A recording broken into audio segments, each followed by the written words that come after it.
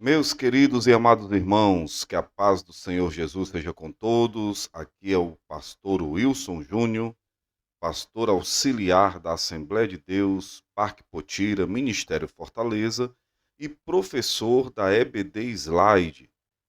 É com muita satisfação que nós chegamos a mais uma lição, que é a lição 13, que estudaremos no dia 31 de março de 2024, cujo título é O Poder de Deus na Missão da Igreja. Você, amado professor, está de parabéns. Conseguimos chegar ao encerramento de mais um trimestre, para a honra e glória do nome de Jesus. Sem dúvida, todos os alunos que estão sob a tutela de cada professor aprendeu bastante, obtiveram muito conhecimento, tiraram todas as dúvidas. E você, querido professor, parabéns pelo seu empenho, pela sua dedicação, por ter estudado, por ter se capacitado, ido em busca de subsídios para fortalecer ainda mais as suas aulas, para enriquecer o conteúdo das suas aulas. Deus abençoe. Esta é uma vitória de cada um de nós. Ficamos muito felizes em poder fazer parte da sua vida, da sua história educacional na sua igreja. Você, professor, de onde você estiver, de todas as partes deste Brasil, Deus abençoe e continue exercendo este ministério tão profícuo, tão maravilhoso, tão frutífero, tão espiritual e tão importante, que é o ministério do ensino da palavra de Deus. E não deixe de adquirir o material da EBD Slide. A nossa equipe, o nosso time está sempre de prontidão, elaborando muitos slides com várias informações, todas corroborando com a revista que é estudada.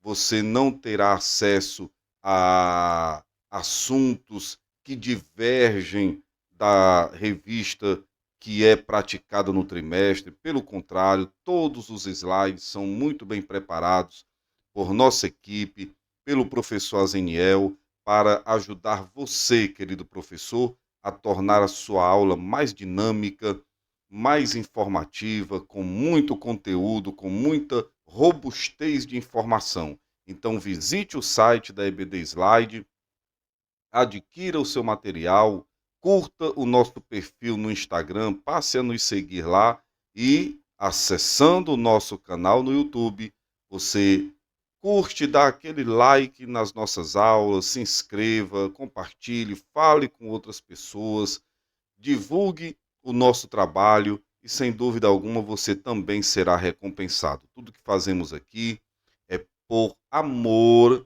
à obra de Deus, por amor à sua santa e gloriosa palavra. Então, vamos à lição 13 do dia que será estudada no dia 31 de março de 2024, repetindo aqui o título da lição: O poder de Deus na missão da igreja. Texto áureo está em Atos capítulo 1, versículo 8, e nos diz o seguinte: Mas recebereis a virtude do Espírito Santo que há de vir sobre vós, e ser-me-eis testemunhas, tanto em Jerusalém, como em toda a Judéia e Samaria, e até aos confins da terra. A verdade prática nos diz: o Espírito Santo é a força motriz que movimenta a igreja. Sem o poder do Espírito Santo, a igreja é incapaz de cumprir a sua missão. A leitura bíblica em classe, como sempre sugerimos ao amado professor, é que você faça a leitura dinâmica, responsiva, alternada com a sua classe, onde você lê, professor, o primeiro versículo e a igreja, os seus alunos, leem o seguinte e assim tornam a leitura mais dinâmica e participativa, tá bom? Então, vamos começar já acelerando o passo aqui nas nossas aulas. Glória a Deus. Objetivos da lição são 3. Primeiro, refletir acerca da doutrina bíblica do Espírito Santo.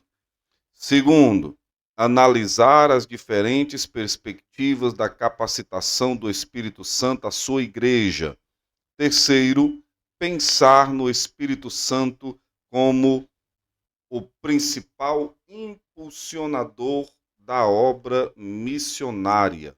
Meus amados, nós vamos estudar aqui de forma resumida, fazer uma síntese do que na teologia sistemática chamamos de pneumatologia. E o que é a pneumatologia? Não se preocupe que não tem nada a ver com pneu, tá? Pneumatologia simplesmente é a doutrina do Espírito Santo quanto à sua deidade, quanto aos seus atributos, a sua operação, as suas obras, tá? Isso é pneumatologia. O termo vem de pneuma, que no grego quer dizer ar, quer dizer vento, tá? No hebraico é ruach, vento ou ar, tá? Fôlego, tá certo? E no grego é pneuma. E no grego a palavra pneuma vem do cognato do verbo pneu, que é respirar, soprar, inspirar. Significa na Bíblia, para você ter uma compreensão mais detalhada e você passar para a sua turma, significa na Bíblia principalmente o espírito humano, que como o vento é invisível, imaterial, dinâmico, potente, mas pneuma, como eu disse que no hebraico é ruach, tá? Diz respeito também ao Espírito de Deus, que é a terceira pessoa da Trindade.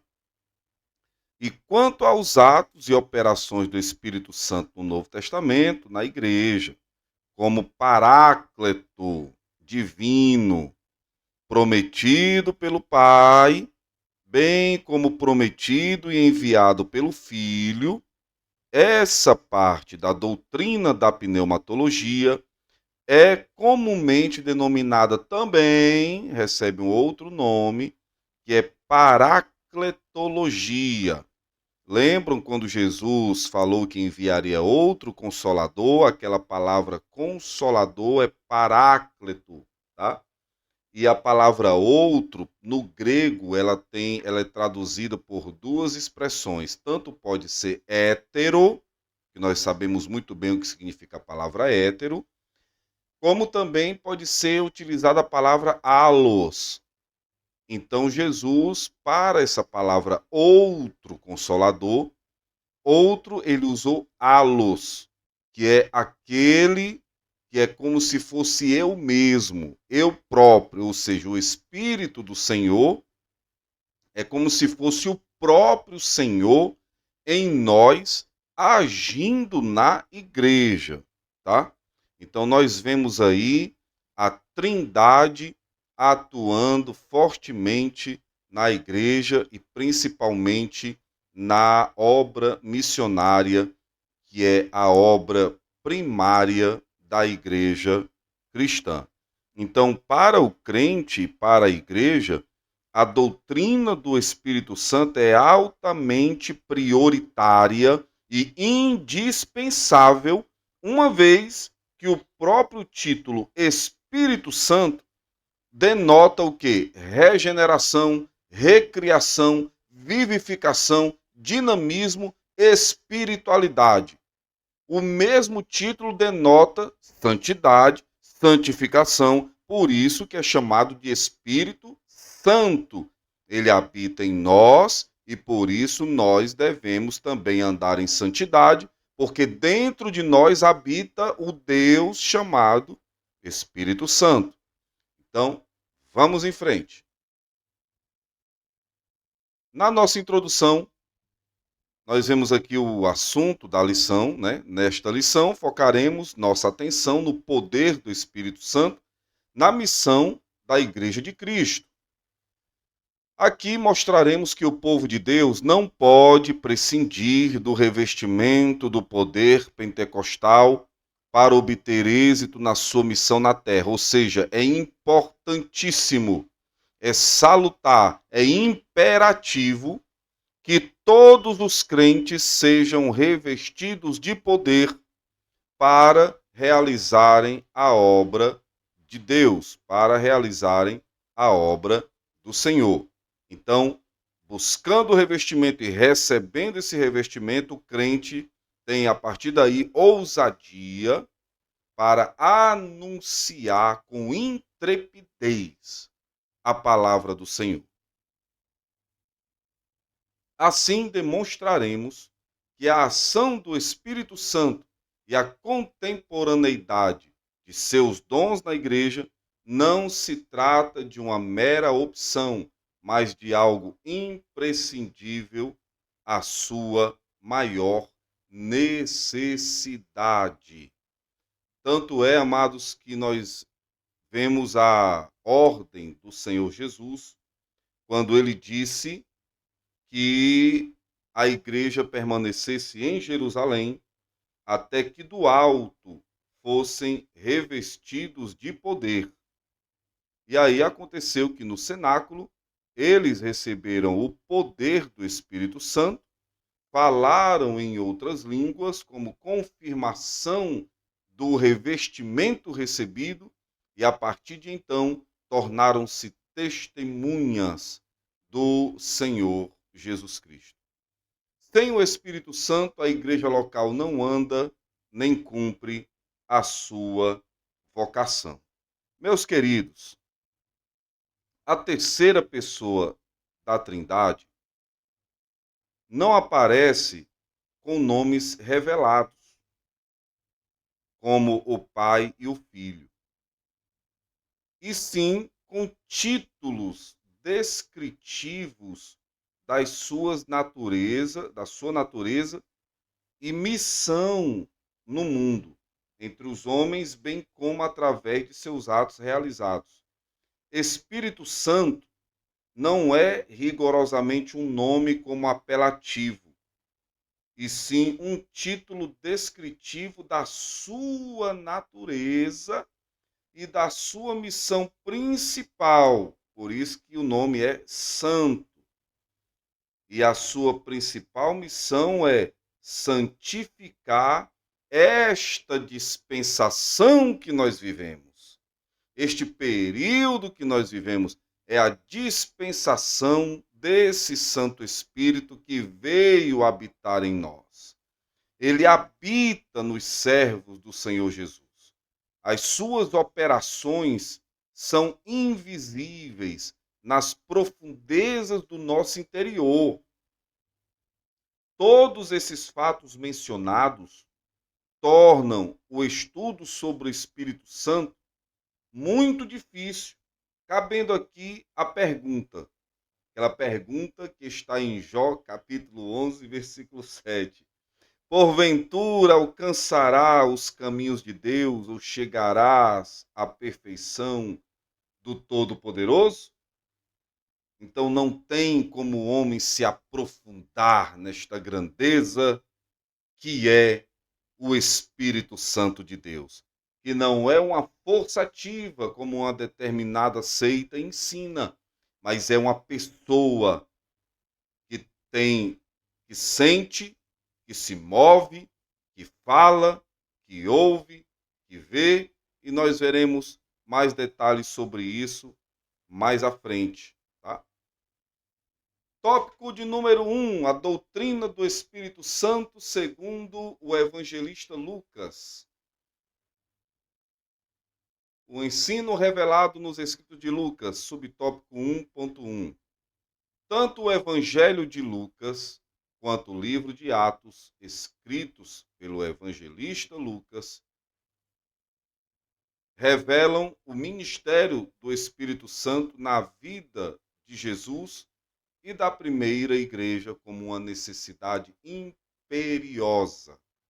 Nesse sentido, o evangelista mostra que sem a ação do Espírito no ministério de Jesus e na vida da igreja, os cristãos não estariam qualificados para ser testemunhas do Senhor. Então, os amados irmãos vão lembrar daquela passagem bíblica que Lucas relatou e deixou escrito nos seus evangelhos, que está no evangelho que leva o seu nome, que foi o momento em que o Senhor abriu o livro do profeta Isaías, ele entrou no tabernáculo e abriu o livro do profeta Isaías. Desculpa, ele entrou na sinagoga e pegou o livro do profeta Isaías, isso está em Lucas capítulo 4, versículo 16, num dia de sábado, e ele fez a leitura que para nós hoje é Isaías 61, que está escrito: O Espírito do Senhor é sobre mim, pois que me ungiu para evangelizar os pobres, enviou-me a curar os quebrantados do coração, a pregoar a liberdade aos cativos, a dar vista aos cegos, a pôr em liberdade os oprimidos, a anunciar o ano aceitável do Senhor. E este mesmo evangelista Lucas também relatou lá em Atos, capítulo 10, as palavras do apóstolo Pedro, quando mesmo esteve com Cornélio e contemplou o Espírito de Deus descer pela primeira vez sobre os gentios. Este mesmo Pedro disse lá em Atos, capítulo 10, versículo de número 38, o seguinte: como Deus ungiu a Jesus de Nazaré com o Espírito Santo e com poder, o qual andou por toda parte fazendo bem e curando a todos os oprimidos do diabo, porque Deus era com ele. Então vejam que o evangelista Lucas tinha um certo interesse por esta pessoa chamada Espírito Santo, pela sua atuação. E ele relatou o momento primordial em que Cristo inicia seu ministério, lá em Lucas 4,16, e depois o apóstolo Pedro, relatado por Lucas no livro de Atos, fala que o Senhor Jesus andava por toda parte fazendo bem e curando a todos os oprimidos do diabo, porque Deus era com ele. E ele iniciou falando que o Espírito de Deus estava sobre Jesus, que ele tinha sido ungido com o Espírito Santo e com poder, e ele transferiu para a sua igreja, ele deu autoridade à sua igreja, revestiu a sua igreja de poder, revestiu a sua igreja de autoridade, ungiu-nos com o Espírito Santo, e por isso que esta obra nós fazemos também com poder. A missão da igreja é realizada debaixo da virtude do poder do Espírito Santo. Vamos em frente. Essa promessa estava associada ao revestimento do poder do Espírito, conforme descrito nas palavras de Jesus, como o poder do alto. Está em Lucas, capítulo 24, versículo 49, que diz assim: E eis que sobre vós envio a promessa de meu Pai. Ficai, porém, na cidade de Jerusalém, até que do alto sejais revestidos de poder. Glória a Deus. Subtópico 1.2, o enchimento do Espírito Santo como experiência necessária. O Senhor Jesus só começou o seu ministério depois de ser cheio do Espírito Santo. Lucas 3, 21 a 22. Nosso Senhor fez a obra de Deus e a fez no poder do Espírito Santo, como relatei para os irmãos agora há pouco. Ele foi capacitado pelo Espírito Santo e dependeu dele para exercer o ministério.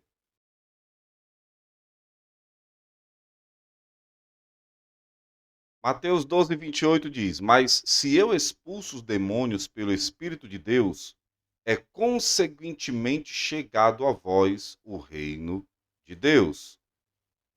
Da mesma forma, a igreja só deveria iniciar o trabalho missionário quando fosse revestida desse mesmo poder.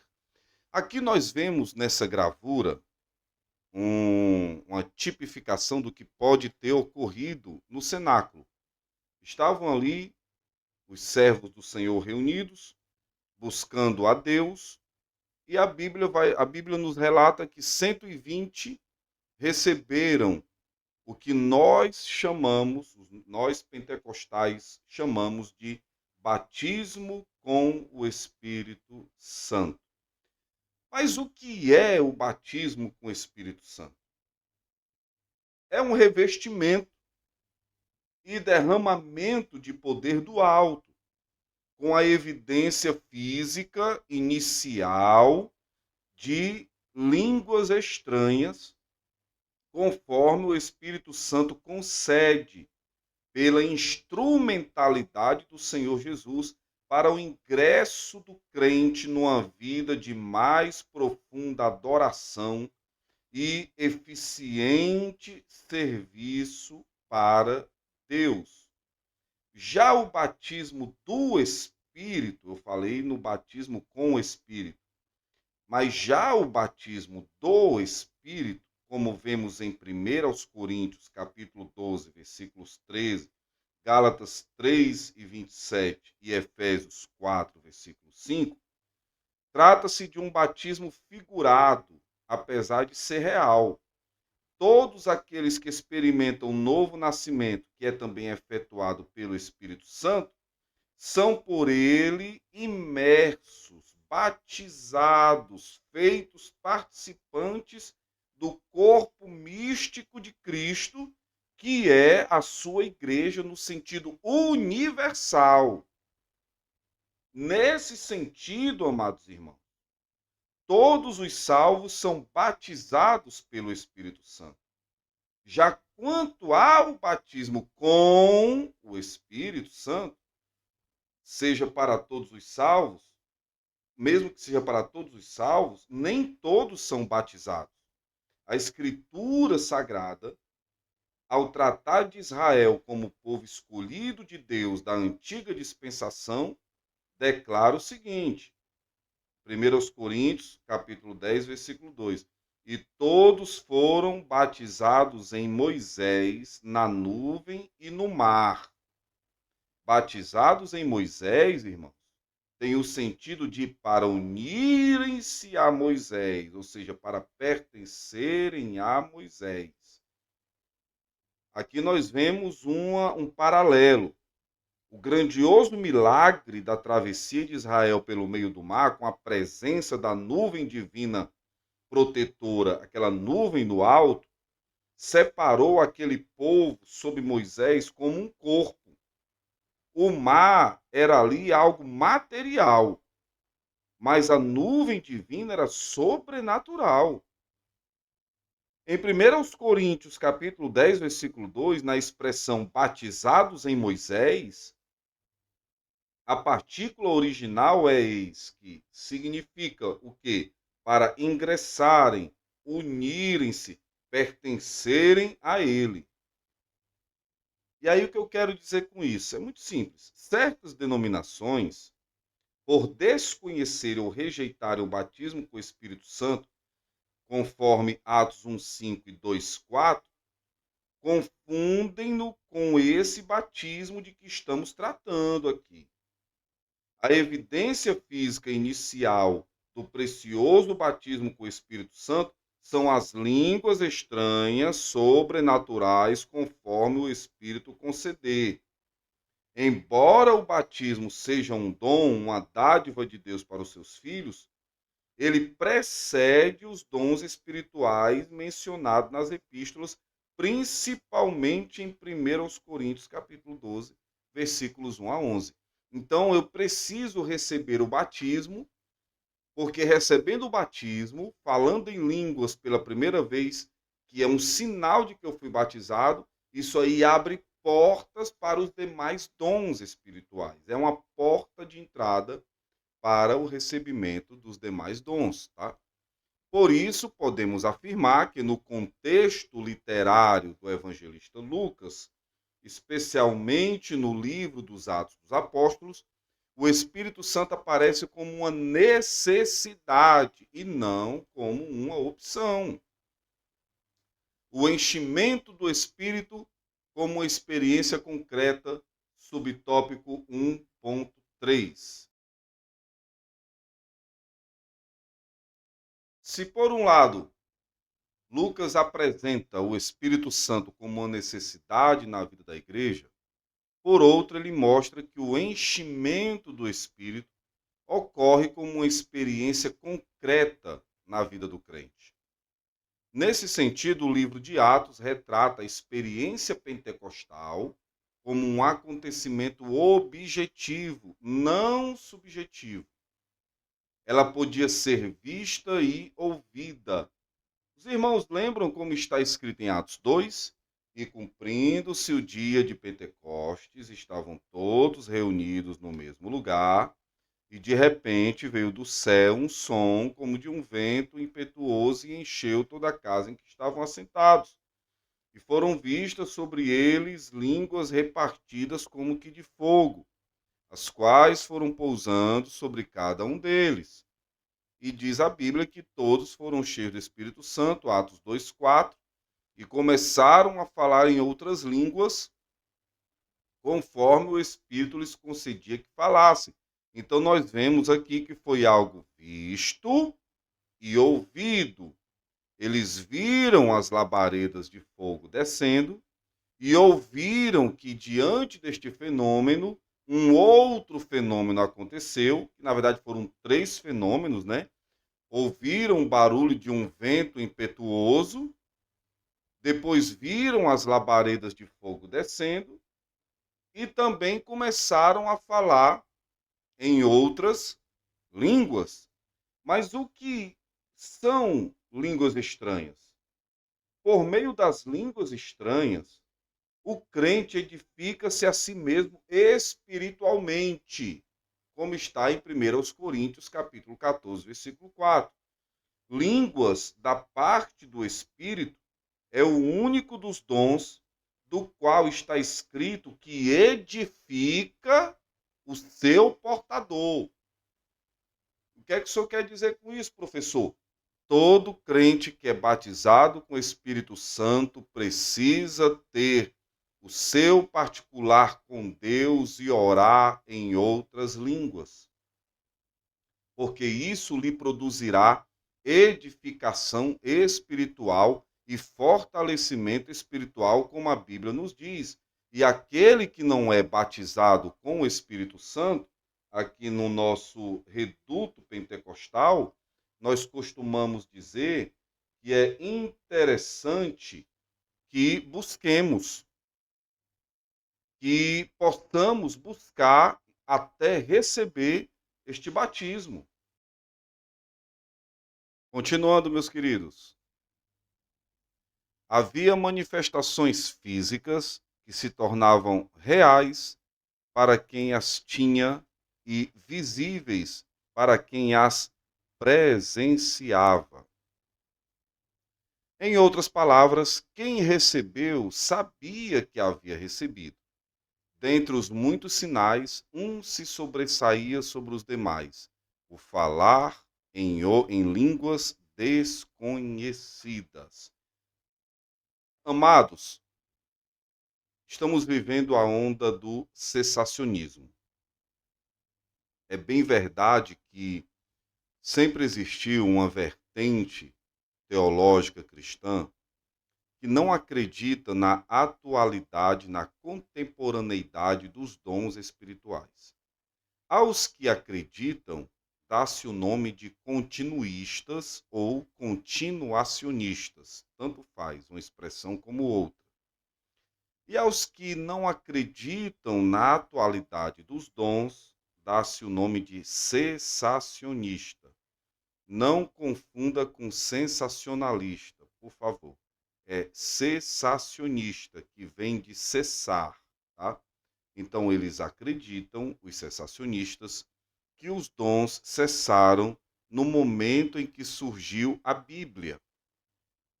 Mas, amados, existem muitas evidências históricas de que o Espírito de Deus continuou usando os amados irmãos ao longo da história da igreja primitiva nos dons espirituais. Sem falar que os cessacionistas não conseguem provar biblicamente de que os dons não são mais para os dias de hoje. Não existe absolutamente nada que diga que os dons cessaram ou que cessariam com o surgimento da Bíblia. Eles criam suas teses, seus pensamentos, a velha axiologia, mas a bem da verdade é que o Espírito de Deus é imutável. Ele é poderoso, ele é o todo-poderoso, ele é Senhor, ele é soberano. E ele continua usando as pessoas que assim o buscam, que querem receber, que acreditam na atualidade dos dons. Ele continua revestindo de poder, enchendo e entregando dons espirituais à igreja. Ora, a igreja de Corinto era uma igreja que tinha a operação visível do Espírito Santo. Porém, havia muita desordem no uso dos dons. Então, coube ao apóstolo Paulo a tarefa não de revogar, não de proibir, não de cancelar os dons espirituais na igreja, mas de regulamentar, de sistematizar, de ensinar, de pôr ordem no uso dos dons. O apóstolo Paulo tinha a autoridade de proibir, de impedir a busca, de cancelar, já que o termo hoje, na atualidade, muito utilizado é o termo cancelamento. Ele poderia ter usado a sua autoridade apostólica para proibir o uso e a busca dos dons espirituais. Mas não. Ele ensinou a igreja, ele regulamentou, ele sistematizou. E ainda, para completar, ele incentivou a busca pelos dons espirituais. E nós tomamos isso por base. E aqueles que creram, receberam. Eu criei e recebi. Assim como você também creu e recebeu. E nós glorificamos ao Senhor por isso. E aqui há algumas passagens bíblicas que mostram a evidência do falar em outras línguas como o sinal de que houve o batismo com o Espírito Santo na vida daquela pessoa. Atos 2:4, Atos 10, 44 e 46, que é aquela passagem de Cornélio, e Atos 19, 1-6, que foi a passagem em que Paulo visitou os Efésios e aqueles homens não conheciam o Espírito Santo e Paulo orou por eles. E o que é interessante é o diálogo que Paulo teve com aqueles homens. O apóstolo Paulo perguntou se eles já tinham ouvido falar do Espírito, se eles conheciam o Espírito Santo. Eles disseram, nós nunca ouvimos falar. E aí é Paulo que fala a palavra batismo, é Paulo. Primeiro Paulo pergunta se eles conheciam o Espírito Santo. E eles disseram que nunca tinham ouvido falar. Aí Paulo perguntou, e vocês foram batizados em quê? Então é sinal de que existem dois batismos. Existe o batismo com o Espírito Santo e o batismo nas águas. E aí eles disseram, nós fomos batizados no batismo de João para perdão de pecados, para arrependimento, enfim. E aí Paulo impôs as mãos sobre eles e eles receberam o Espírito Santo. E como é que Paulo identificou este recebimento? Falando em outras línguas. Eles falaram em outras línguas. Eles receberam o batismo com o Espírito Santo e Paulo soube que eles receberam, porque os ouviu falar em outras línguas e profetizar. Eles falaram em outras línguas e profetizaram. Aleluia! É nisso que nós cremos. E foi isto que fez com que a igreja pentecostal crescesse vertiginosamente a ponto de se tornar a maior corrente cristã evangélica do mundo. É a pentecostal. A doutrina pentecostal clássica é o nosso subtópico 1.4. Desde seus primórdios, a doutrina pentecostal clássica afirma que o falar em línguas desconhecidas é a evidência física inicial do batismo no Espírito Santo. Em 3 ocasiões no livro de Atos, a manifestação das línguas está presente, e em todas elas chama a atenção o fato de todos terem experimentado o fenômeno de falar em outras línguas, como está em Atos 2:4 e nós leremos agora. E todos foram cheios do Espírito Santo e começaram a falar em outras línguas, conforme o Espírito Santo lhes concedia que falassem. Até mesmo a narrativa de Atos 8:14-25, onde não há menção de ocorrência de línguas, o evangelista parece deixar subentendido que as línguas estiveram presentes ali. E vamos, então, fazer uso dessa leitura, né? Atos capítulo 8, versículo 18, já olhando o texto bíblico, vemos que está escrito o seguinte: E Simão, vendo que pela imposição das mãos dos apóstolos era dado o Espírito Santo, lhes ofereceu dinheiro. Versículo 19, dizendo: Dai-me também a mim esse poder, para que aquele sobre quem eu puser as mãos receba o Espírito Santo. Então, amados, alguma coisa Simão mágico viu, porque despertou seu interesse. Era algo visível. Tanto é que ele achou tão majestoso que ofereceu dinheiro por aquele dom. E foi da palavra Simão que surgiu a palavra simonia, que é quando eu negocio coisas espirituais em troca de dinheiro. É quando eu envolvo dinheiro naquilo que é espiritual. Foi daí que surgiu a palavra simonia. Cobrar para pregar, cobrar para louvar, é uma espécie de simonia. Eu estou negociando o dom que Deus me deu, tá? E Atos 9:17, que nós vamos ler agora. E Ananias foi e entrou na casa, e impondo-lhe as mãos, disse: Irmão Saulo, o Senhor Jesus, que te apareceu no caminho por onde vinhas, me enviou para que tornes a ver e seja cheio do Espírito Santo. Glória a Deus.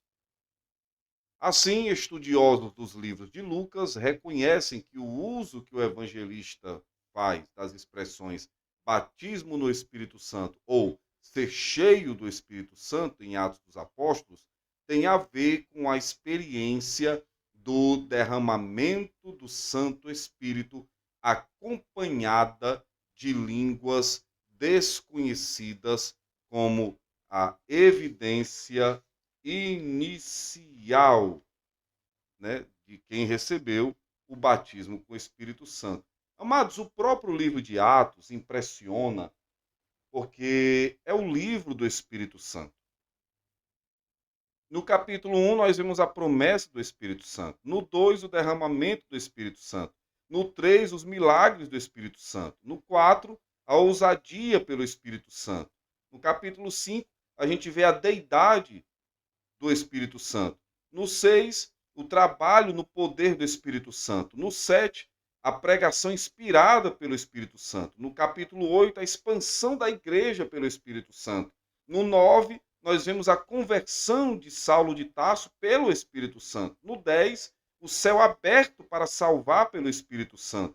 No 11, a salvação para todos pelo Espírito Santo. No 12, o livramento pelo Espírito Santo. No 13, a obra missionária dirigida pelo Espírito Santo. No 14, a confirmação da obra pelo Espírito Santo. No 15, a assembleia de líderes sob o Espírito Santo. No 16, a prisão que foi desfeita pelo poder do Espírito Santo. No 17, o avanço incessante da igreja pelo Espírito Santo. No 18, a liderança da igreja através do Espírito Santo. No 19, a demonstração de poder pelo Espírito Santo. No 20, a revelação concedida pelo Espírito Santo. No 21, a previsão de fatos pelo Espírito Santo.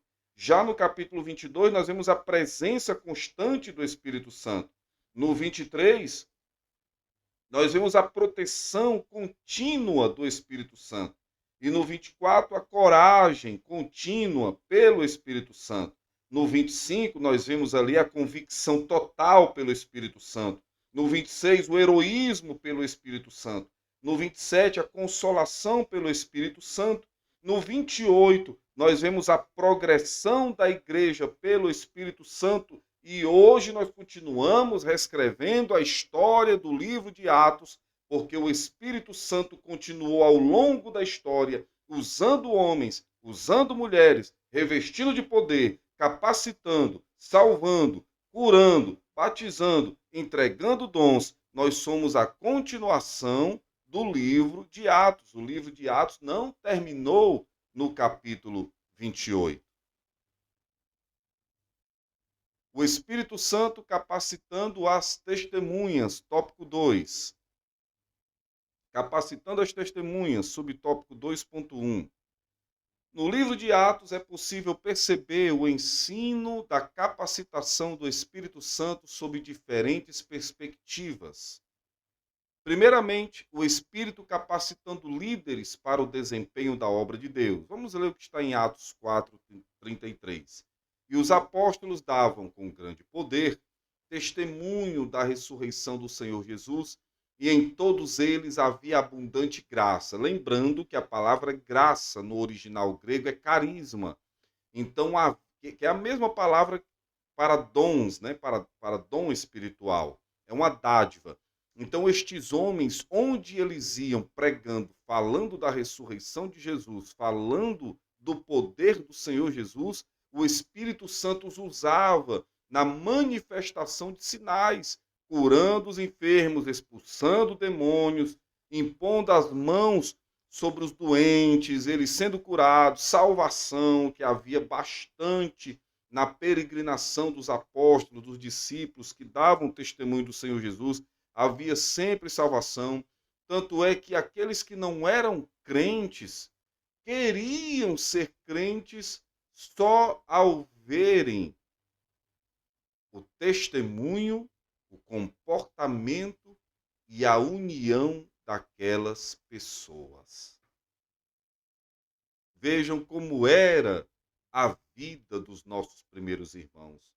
Vejam como é interessante, importante a igreja andar dando bom testemunho e andarmos no poder do Espírito Santo, falando da pessoa de Jesus, orando pelas pessoas, pregando o Evangelho. Esta é a missão da igreja, andarmos no poder do Espírito Santo, fazendo a obra do Senhor. Nesse sentido, vemos o apóstolo Pedro sendo cheio do Espírito Santo, quando foi confrontado pelos sacerdotes, que está em Atos 4:8, a passagem belíssima. O apóstolo Paulo, quando é cheio do Espírito Santo para resistir a Elimas, o mágico, Atos 13:9, quando diz assim: todavia, Saulo, que também se chama Paulo, cheio do Espírito Santo e fixando os olhos nele, disse. Depois vemos também que não eram só. Desculpa, voltando aqui o slide, meus amados. Depois vemos também que não eram só os que faziam parte do colégio apostólico que eram cheios do Espírito. Pessoas comuns também eram revestidas do poder do alto. Na verdade, o que se observa em Lucas é que o revestimento do Espírito veio sobre toda a carne, cumprimento do que falou o profeta Joel, que o Espírito do Senhor viria sobre toda a carne. Ali o apóstolo Pedro usou essa passagem em Atos 2 para refutar as críticas que estavam fazendo aquelas manifestações visíveis do Espírito Santo, e foi a passagem que Pedro usou. Queridos, o pentecostalismo teve um papel importantíssimo, super relevante na história da igreja. O Espírito Santo, em um determinado momento, ele foi esquecido, e eu recomendo a leitura do livro O Deus Esquecido, né? Procurem depois por esse livro e leiam, que fala da pessoa do Espírito Santo. O Espírito Santo havia sido esquecido até pelos pais apostólicos. Vocês lembram como é composto o credo apostólico?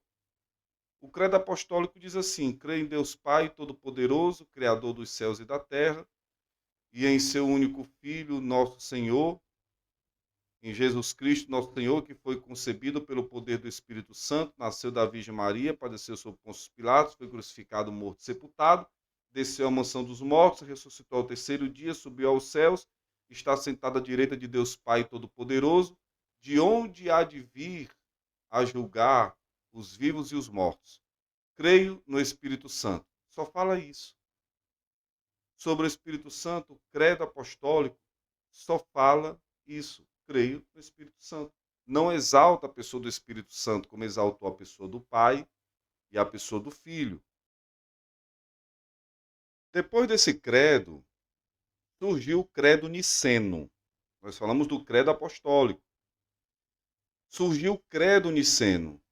O credo niceno surgiu no Concílio de Nicéia, o concílio da igreja, que foi realizado no ano 325 depois de Cristo. E esse credo niceno, ele foi adotado em face do arianismo. O que era o arianismo? O arianismo era uma doutrina criada por um presbítero chamado Ário, da igreja de Alexandria, natural da Líbia, que ele havia declarado que, embora o Senhor Jesus fosse divino, ele era um ser criado no tempo e, portanto, não coessencial com o Pai. Ou seja, isto fez com que Jesus fosse considerado inferior ao Pai. E aí criou desafios, essa doutrina criou desafios soteriológicos para a doutrina da Trindade. O que é soteriologia? É a doutrina da salvação. Reduzir a pessoa bendita de Jesus colocaria em xeque a doutrina da salvação. E aí o credo niceno, que foi a reunião dos pais apostólicos, dos principais líderes da igreja cristã na época, em 325, foi para combater este ensino de Ário, e Ário realmente foi vencido, e o seu ensino caiu no esquecimento depois. O credo niceno explicitamente reafirma a divindade coessencial do Filho, aplicando-lhe o termo consubstancial. Tá? E aí, o que é que diz agora o credo niceno? O credo niceno é totalmente diferente do credo apostólico. Tá? Agora o credo niceno diz o seguinte: cremos em um só Deus, Pai Todo-Poderoso, Criador do céu e da terra, de todas as coisas visíveis e invisíveis, e em um só Senhor Jesus Cristo, Filho unigênito de Deus, gerado do Pai antes de todos os séculos, luz de luz, Deus verdadeiro de Deus verdadeiro, gerado, não feito, consubstancial ao Pai, porque foram feitas todas as coisas, o qual por nós homens e para nossa salvação desceu dos céus. Se encarnou pelo Espírito Santo no seio da Virgem Maria e se fez homem. Também por nós foi crucificado sob Pôncio Pilatos, e padeceu e foi sepultado, e ressuscitou ao terceiro dia, conforme as Escrituras, e subiu aos céus, onde está sentado à direita do Pai. Ele virá novamente em glória para julgar os vivos e os mortos, e o seu reino não terá fim. E aí, agora, já entra o Espírito Santo mais detalhadamente, corrigindo, lembram? Corrigindo aquela falha no credo apostólico. E agora, o credo niceno diz o seguinte: e no Espírito Santo, ou seja, cremos no Espírito Santo, Senhor e fonte da vida, que procede do Pai, e com o Pai e o Filho é adorado e glorificado. Ele falou pelos profetas. Aleluia! Esse é o Santo Espírito do Senhor. Atos 2,17 diz: e nos últimos dias acontecerá, diz Deus, que do meu Espírito derramarei sobre toda a carne, e os vossos filhos e as vossas filhas profetizarão, os vossos jovens terão visões, e os vossos velhos sonharão sonhos. Pessoas simples capacitadas pelo Espírito é o nosso subtópico 2.2. Vemos isso claramente quando Ananias, até então um ilustre desconhecido, é convocado por Deus para impor as mãos naquele que seria o maior apóstolo de todos os tempos, Paulo, Atos 19, 10 e 11. Assim também Estevão e Filipe, que haviam sido escolhidos para servirem às mesas, fazendo sinais e prodígios. Homens que foram chamados para serem os primeiros diáconos da igreja. A diaconia que mais tarde se tornaria e hoje continua sendo a função importantíssima na igreja. Honrosa, um dia eu fui diácono, continuo sendo diácono, serei sempre diácono, porque todo pastor, o pastor é o principal diácono da igreja. Jesus disse: eu vim para servir, não para ser servido. Isso fala de diaconia. Então todos nós somos diáconos. E estes homens eram cheios do Espírito Santo, e através deles, olha, eles não eram apóstolos, eles eram diáconos, pessoas simples, pessoas que não caminharam com Jesus como Pedro, João caminharam, mas eles, pessoas simples, vejam que coisa linda, o Espírito Santo usava-os com muito poder e autoridade. Estevão, cheio de fé e de poder, fazia prodígios e grandes sinais entre o povo. E as multidões, Atos 8:6, e as multidões unanimemente prestavam atenção ao que Filipe dizia, porque ouviam e viam os sinais que ele fazia. E aí eu pergunto para você, amado irmão, onde estão os sinais? Será que nós ainda oramos em nossa igreja para Jesus batizar com o Espírito Santo? Será que nós ainda veremos, como víamos no passado? Eu alcancei esse tempo, eu tenho quase 30 anos de fé, em que nós víamos milagres, curas, batismo com o Espírito Santo acontecendo na igreja em praticamente todos os cultos. E o que tem acontecido que não vemos mais isso ocorrer com frequência? Por que que não rogamos mais na igreja e chamamos à frente aqueles que querem ser batizados com o Espírito Santo? Por que que esta doutrina tem caído no esquecimento? Por que que não falamos mais sobre isso?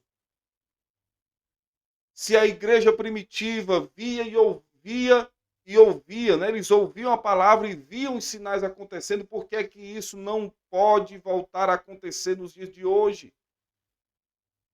O que é que tem impedido isso de acontecer? Sem dúvida, o Espírito Santo quer usar.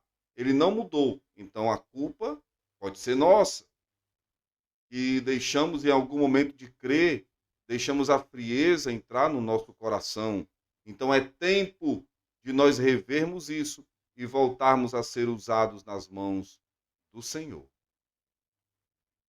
Fica patente que Deus não tinha uma classe privilegiada para fazer a sua obra. Ele possuía testemunhas capacitadas pelo Espírito Santo.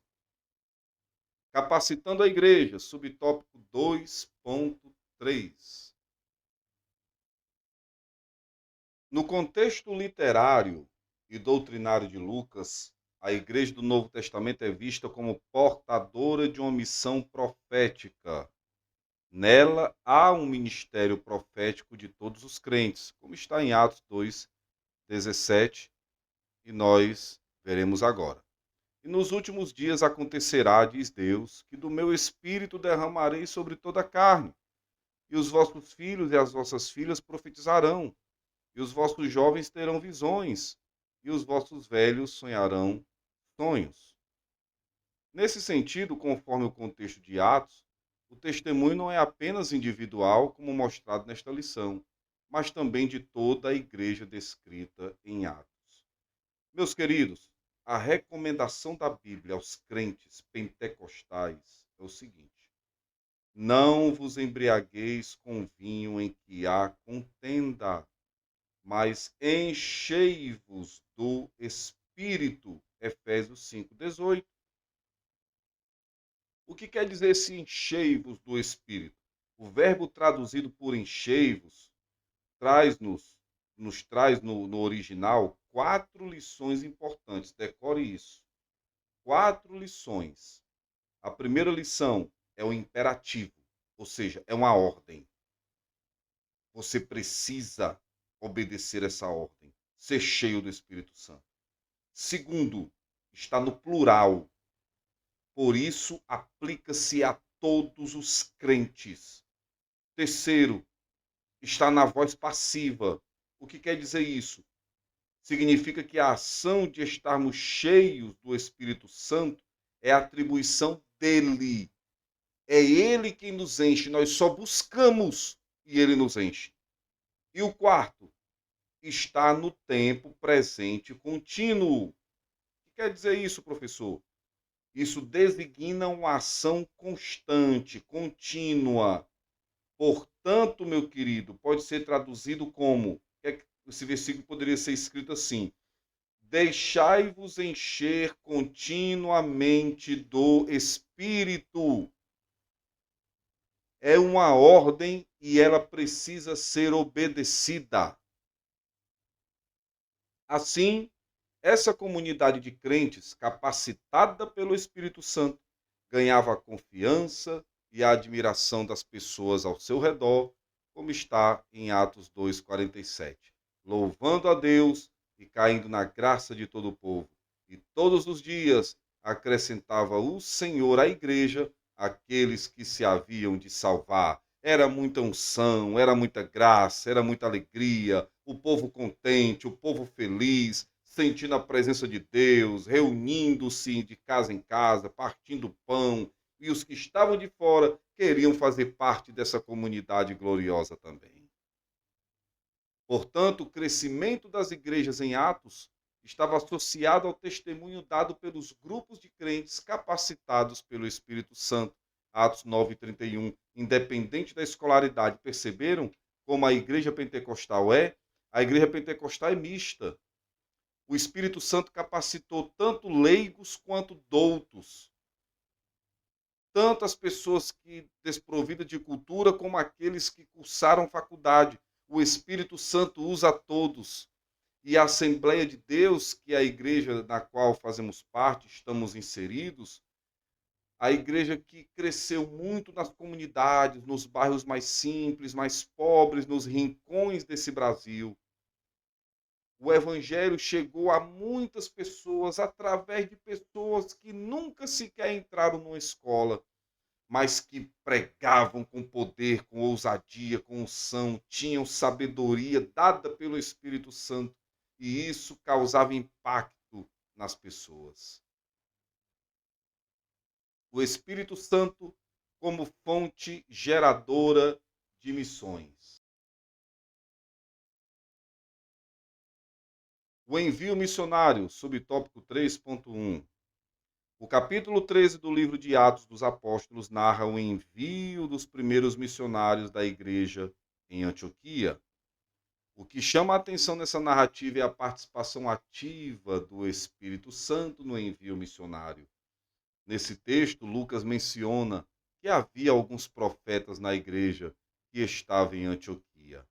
Na igreja que estava em Antioquia, Atos 13:1, havia alguns profetas e doutores, a saber, Barnabé e Simeão, chamado Níger, e Lúcio, Cirineu, e Manaém, que fora criado com Herodes, o tetrarca, e Saulo.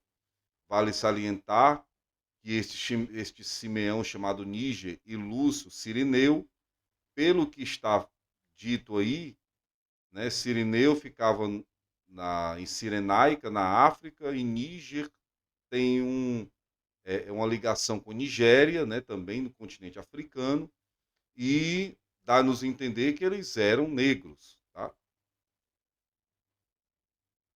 É bem possível que essa observação do autor sagrado fosse para explicar como se deu a participação do Espírito Santo no comissionamento de Paulo e Barnabé para a primeira viagem missionária. Meus queridos,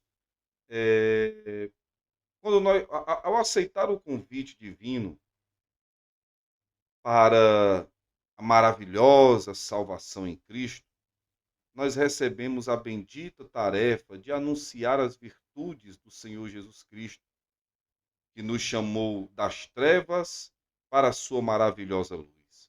Ele nos confiou a palavra desta salvação. Mas para termos êxito nessa grande comissão do Senhor, conforme nós já lemos em Marcos 16:15, precisamos da capacitação do Espírito Santo, pois é ele quem nos unge para evangelizar e convence o mundo do pecado, da justiça e do juízo. Existe uma urgência na evangelização. Evangelizar significa anunciar as boas novas. E isto é uma obrigação de cada salvo, exatamente a obrigação de cada um de nós. O apóstolo Paulo disse em 1 Coríntios capítulo 9, versículo 16, o seguinte: se anuncio o evangelho, não tenho de que me gloriar, pois sobre mim pesa essa obrigação, porque ai de mim se não pregar o evangelho. Nos últimos momentos entre os seus discípulos, Jesus enfatizou o dever de cada crente proclamar o evangelho no poder do Espírito Santo.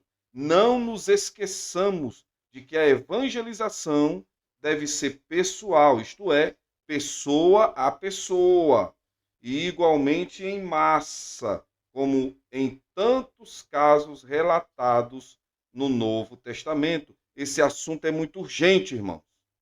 Quem passa desta vida para outra sem Jesus está perdido para sempre. Imagina seu pai que não é crente, sua mãe que ainda não é crente, seus irmãos de sangue que ainda não são crentes, sua família que você tanto ama, e você tem a palavra de salvação, pregue para eles, porque se eles morrerem sem Jesus, eles estão perdidos para sempre.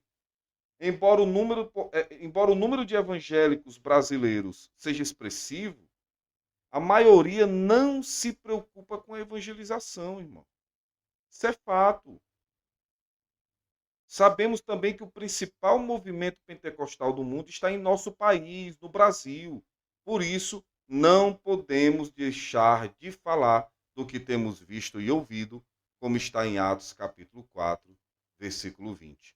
Lucas mostra que, por intermédio dos dons do Espírito, os dois obreiros foram separados para uma grande obra de maneira clara e audível: o foco do evangelista é que o Espírito Santo é a fonte geradora de missões, pois é ele quem vocaciona e envia, como está em Atos 13:2, que diz assim: E servindo eles ao Senhor e jejuando, disse o Espírito Santo, olha só, disse o Espírito Santo, possivelmente através do dom de profecia usando de alguém: Apartai-me a Barnabé e a Saulo para a obra que os tenho chamado.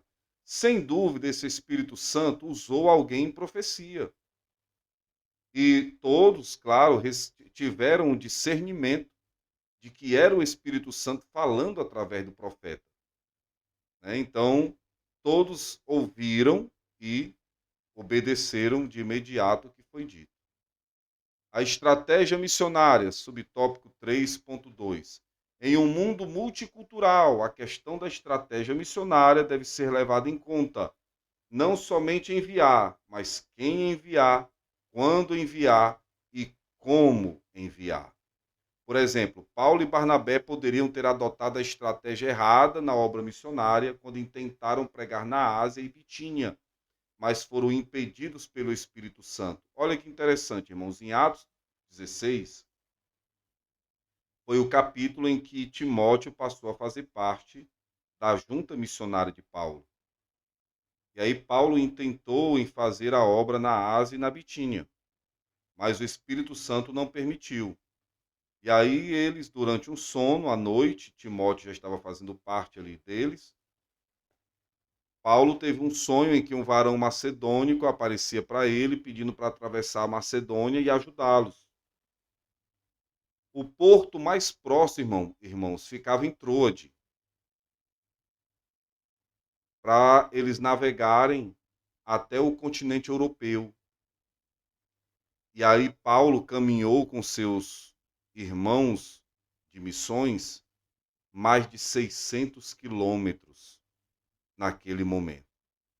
Você faz ideia do que é caminhar 600 quilômetros para obedecer ao seu chamado? Imagine Timóteo, que tinha acabado de ingressar na junta missionária, primeira prova daquele jovem, caminhar 600 quilômetros.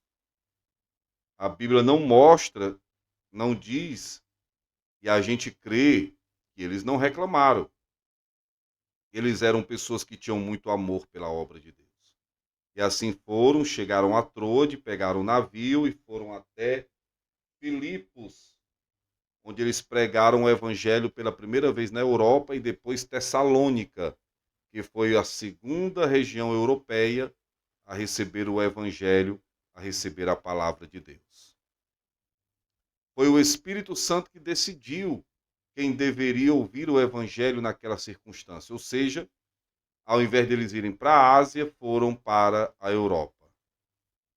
Ponderamos aqui que muitas vezes é possível que agências missionárias e igrejas adotem uma estratégia errada no envio de missionários. Ou seja, o agente maior de missões é o Espírito Santo, e por isso todos aqueles que trabalham com missões precisam ser pessoas cheias, guiadas, orientadas pelo Espírito de Deus. Não basta só o desejo de fazer missões, mas é preciso buscar a orientação do Espírito Santo a respeito de como isso deve ser feito. E a conclusão, queridos, encerramos aqui esta lição e, consequentemente, este trimestre, mostrando que o Pentecostes faz toda a diferença no cumprimento da vocação missionária da igreja. Sem a ação do Espírito Santo, a igreja local está desabilitada para cumprir sua missão. O Espírito Santo é a força motriz do corpo de Cristo em sua dimensão local. Sem o Espírito Santo, a igreja não vai a lugar algum.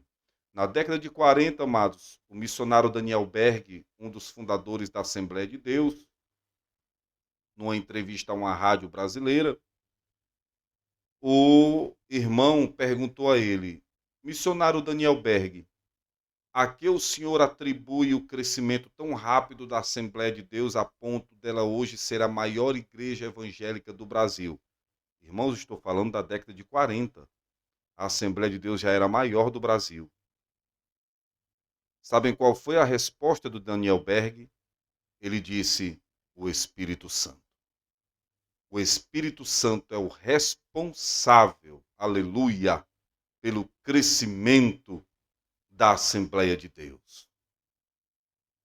Amados, o Espírito Santo soprou nesse país, levantou homens e mulheres corajosos. Nossos primeiros missionários foram expulsos de muitas cidades, foram apedrejados, foram presos injustamente, perseguidos pela Igreja Romana, impedidos às vezes de pregar, mas eles não desistiram. E hoje o Evangelho chegou a nós. Sabe por quê? Porque houve no passado homens e mulheres cheios do Espírito Santo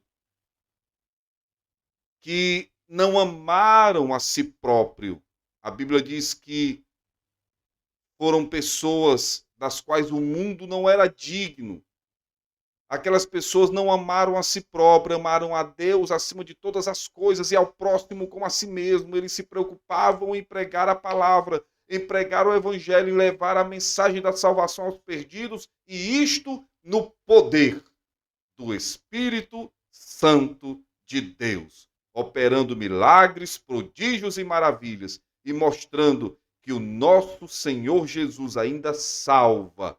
E o Espírito Santo nos usa para que haja o cumprimento da palavra de Deus. Amados, que Deus te abençoe. Que você seja um vaso nas mãos do Senhor, cheios do Espírito Santo, usados poderosamente por Deus para levarmos a palavra de salvação aos quatro cantos deste mundo. Que Deus te abençoe. Parabéns por chegar até aqui ao encerramento de mais um trimestre. E sigamos em frente para a próxima etapa, para o próximo trimestre, em nome de Jesus. Que Deus nos abençoe, que a paz do Senhor seja sobre a sua vida, em o nome do Senhor Jesus. Amém.